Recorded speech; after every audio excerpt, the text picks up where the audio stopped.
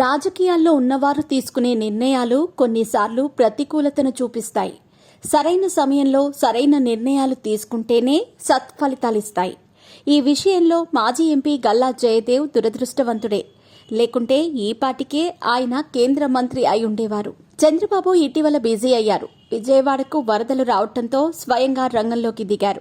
విజయవాడ కలెక్టరేట్లో బస చేసి బాధిత ప్రాంతాలను సందర్శించారు. వరద బాధితులకు భరోసా ఇచ్చే ప్రయత్నం చేశారు. సాధారణ పరిస్థితి వచ్చే వరకు తాను అక్కడే ఉంటానని చెప్పుకొచ్చారు.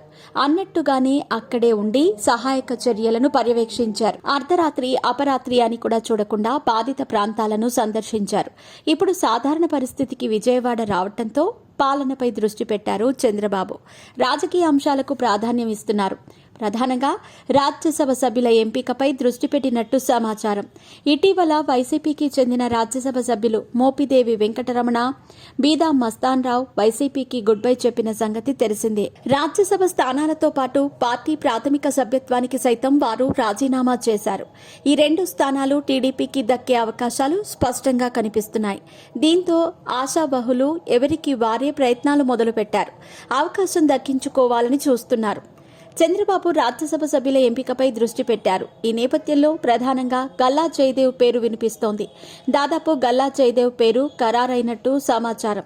గత 2 సార్లు లోక్సభకు ప్రాతినిధ్యం వహించటం, జాతీయ స్థాయిలో పలుకుబడి ఉండటం, బీజేపీ అగ్రనేతలతో సత్సంబంధాలు ఉండటం వంటి కారణాలతో గల్లా జయదేవ్ వైపు చంద్రబాబు మొగ్గు చూపినట్టు తెలుస్తోంది. దాదాపు ఆయన పేరు ఖరారు చేశారని 1-2 రోజుల్లో అందుకు సంబంధించి ప్రకటన రానున్నట్టు సమాచారం.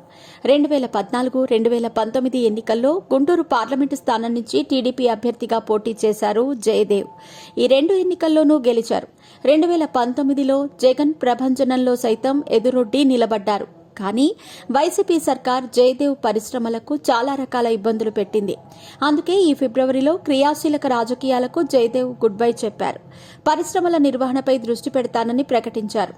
అయితే కూటమి ప్రభుత్వం బంపర్ మెజారిటీతో గెలవటం, టీడీపీ కేంద్ర ప్రభుత్వంలో కీలక భాగస్వామి కావటంతో తాజాగా మనసు మార్చుకున్నారు.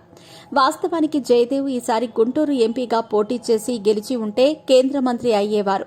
కానీ రాజకీయాలకు గుడ్ బై చెప్పడంతో ఆయన స్థానంలో పారిశ్రామికవేత్త పెమ్మసాని చంద్రశేఖర్ భర్తీ అయ్యారు.